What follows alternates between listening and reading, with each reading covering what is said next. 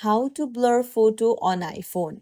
Hey everyone, welcome back to the channel. If you're new here, don't forget to hit the subscribe button and turn on the notification bell to not miss any updates.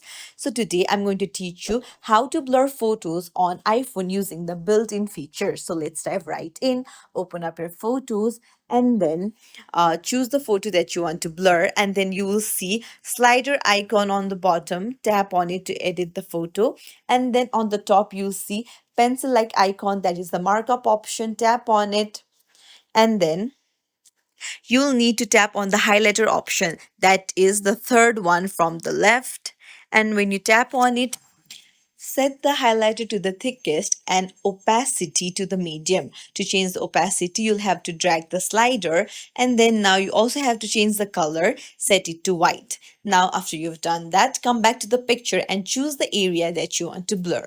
So just drag around the area that you want to blur, and there you go. So you can do this with any images that you want to blur. If you found this tutorial helpful, don't forget to like and subscribe to our channel for more tips and tricks. Thank you for watching. See you in the next video, everyone.